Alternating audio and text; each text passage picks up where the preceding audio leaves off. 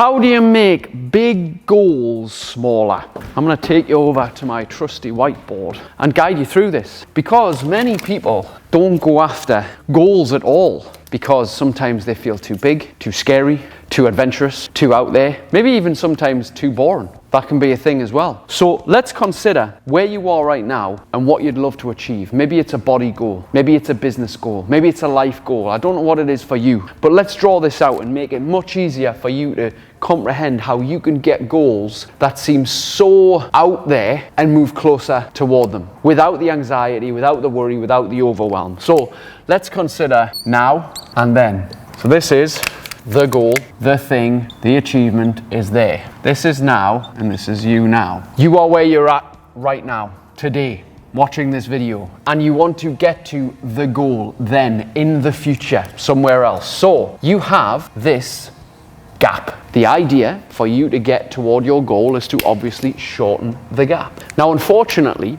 when we are here, and we are, I'm going to draw some little adventurous eyes here, and we are gazing into the future, and we have an idea. Maybe we want to do a Tough Mudder, maybe we want to run the Great North Run, maybe we want to do a marathon, climb Everest, or just climb a mountain. Maybe we want to lose 3 stone, maybe we want to start a successful business, maybe we want to get out of a relationship that we're really sad in, or maybe we want to get married and have an amazing, tremendous relationship with whatever it is. Life goals, body goals, finance goals.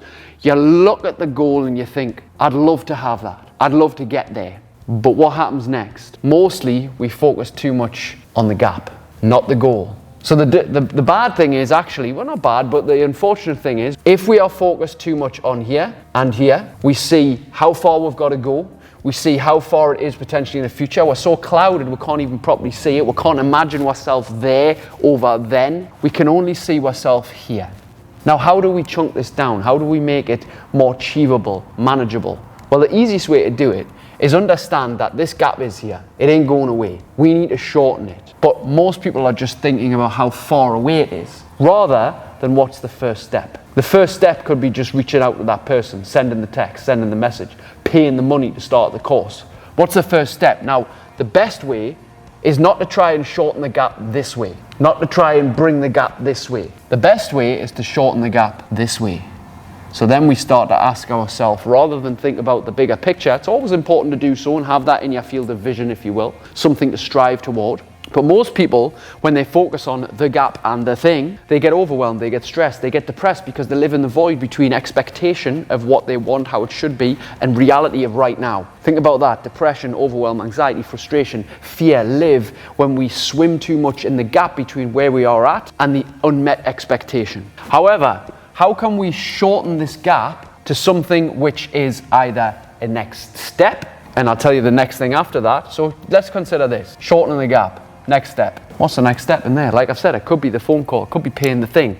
Then what that will do is shorten this gap. Ultimately, people don't take action because they start now here and they look to here, rather than think about what's the next step. The next step will just get you forward. It'll just put that one foot in front of the other. It's really fucking simple, but it's hard. Sometimes it takes time, it takes effort, it takes commitment, it takes rejection from other people. It takes a little bit of consistency sometimes. It takes you sometimes letting go of something that's keeping you comfortable or safe, like drink or drugs or smoking, or something like too much TV indulgence and sitting down and binge watching. Sometimes we have to be willing to cut down on that shit to get the next step. Now, every great journey, as they say, starts with a single step. So the idea about you chunking down a massive goal is to think, what's the next actionable step that I can take? Not the step that you can think about, imagine, romanticize and fantasize, the next step that I can actually take. And usually it involves asking for help, sending the Facebook message, sending the Instagram message, sending the WhatsApp, sending the text, ringing the person, filling in the online application form, sending over the money so that you are committed. What's the next step for your goal?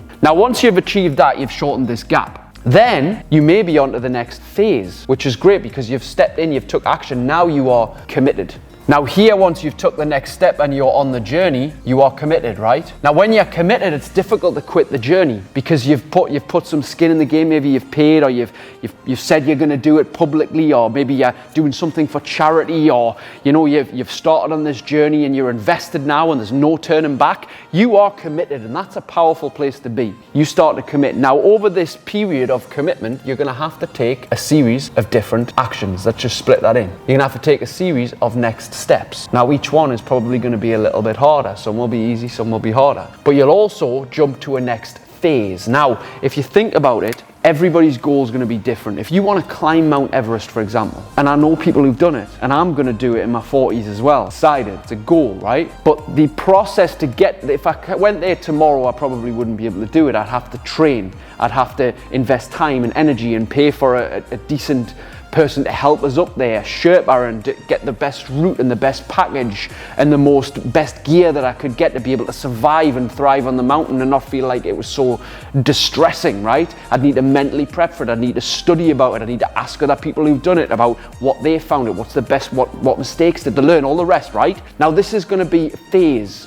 I'm making a basic generalized example here, but you're going to have things like phases, where all these phases take tiny steps. But you might have as well, considering, let's say you've took the next step and you're in this phase and you've completed loads of steps and you're on your way and you sort of feel halfway there. Now, this might have took 3 months. The thing is that some people don't realize is this next phase might take 12 months. It might. You might have just got past the stuff that you are capable of, that you found fairly easy, that you adapted to quite well. But when you come into certain phases, which is after the baby steps and the little things and the things that happen quite quickly, then the time and the effort and the restriction and the consistency have to apply, and then that's where you get people's opinions and you have to battle with the internal voice. See, it comes in phases. Now these phases, again, sometimes this is where we often get disheartened because we think by looking back, oh well, I've came this far in 3 months, it's probably going to take us another 3 months to get to my goal. Now it might, but again at the same time it might take another 12 months or 2 years. It all depends on the person, it depends on the circumstances. I mean, what happens if you get injured? What happens if a close family member passes away? What happens if you lose your job? What happens if something just bad happens in your life and it's going to take a lot longer? Now we have to understand this is part of the process. Struggle is part of the process of goals and goal attainment and setting, right? But the thing is, what you've got to remember across this long chunk, now again, everybody's gap, everybody's step, everybody's phase,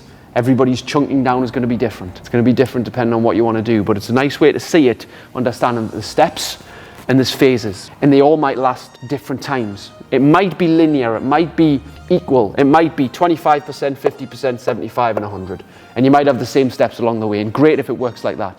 But that's not the way reality really works. You might have a weight loss goal. Let's say you've got 2 stone to lose, and the first month you lose a stone, and you're like, fucking hell, this is amazing. Next month, you lose a pound. The next month you lose £2, £3, and you're thinking, this is shit, it's not working, I'm fucking terrible. I said 2 stone, I haven't even achieved it yet, I'm a waste of space. But you don't give yourself credit for what you have done. You're living in unrealistic expectation. You think and believe you have this idea and this unmet expectation that it should be the way it was. And it's not necessarily that way. It might take you another 6 months to get the second stone off, but that doesn't mean that you should quit. That means that you should trust in the process and understand that it's not the goal, the thing, the then that makes you happy. It's who you're becoming in the process. And the fact is, if it does take longer, that's often an advantage to you because you have developing habits and disciplines that you can be consistent with, which are useful to your life in other ways, that you can then take into the rest of your life in pursuit of this goal. And you're also, whilst you're doing this and focusing on something positive in your life, a goal to attain, doing things that you've probably never done before, you are shedding old skin. So whilst it might have taken a month to lose the first stone, the next 6 months to lose the next one is where you develop the habits and the grind so that you don't put that weight back on, so that you don't go back to who you were. See, the happiness is not in the getting and the having. It's not in that culmination of having the goal. It will make you happier for a short time, but the true happiness and the true fulfillment, if you will, is in the growth of who you're becoming along the way. The person that you are developing, the things that you are overcoming and letting go of. Ultimately, that's when you look back, even if you're 2 stone lighter, that's great, but you look back on who you were and you're like, I'm more proud of who I've became than what I've got. Because this new person not only gets things done, but doesn't go back the other way. Because feeling like shit is not a bad thing. You know what's worse than feeling shit? Feeling shit, feeling fucking incredible, and then feeling shit again. And this is most people's lives. That's why we go on crash diets or we look for the quick fix. We get a quick result and we feel happy, and we go on holiday, and then we have the post blues for months. We're up and down, we're fleeting, we're happy and sad because we're chasing happiness in terms of immediately gratifying, quick thinking things. And when it comes to lifestyle choices like getting a great body, like becoming a fit and active person, like developing a great business, like, doing life goals and having experiences that are out of this world, it takes time. It takes you shedding opinions, it takes you shedding bad habits, it takes you getting a handle on you and the thoughts in your head and who you are within yourself. It's a process.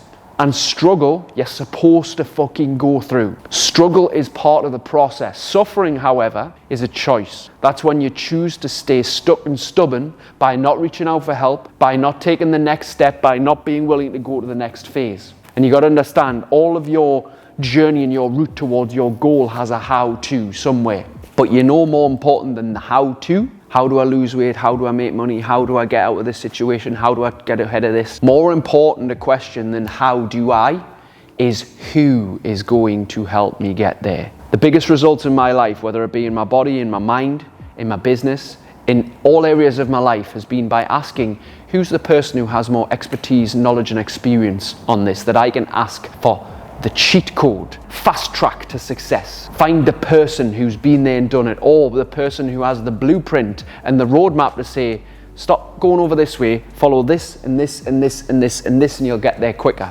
It's the people in our lives who create the real results. This will happen so much faster if we reach out to the right person or the right bunch of people. Doing it on your own and trying to figure it out with all the self-help in the world will never work unless you bring other people into it. People who've been there and done it. Be willing to invest time of your own, energy of your own, attention of your own. Be willing to put some money and skin in the game because you will value it. You will pay attention to what you pay for. Looking for cheap, looking for free all the time. Everything you need is on the internet, but you're not getting it done because you don't value it. In order for us to move forward, we must pay attention because that's the greatest currency. But the only way we truly pay attention to something is if we actually pay for it. Time, energy, and yes, money, finance. And that is the way that we get ahead and we fast track our way to whatever outrageous goal we have, or even a small goal. Take these principles with you. I hope this has been useful. Leave a comment below if it has. Leave a like, leave a share, subscribe to the channel, and wherever you're watching this, just want to say thank you, and I'll see you on the next one. If you'd like to learn how to create outstanding levels of energy, motivation, and self-control, my second book, Supercharged, the modern day guide to doing exactly that, is out now.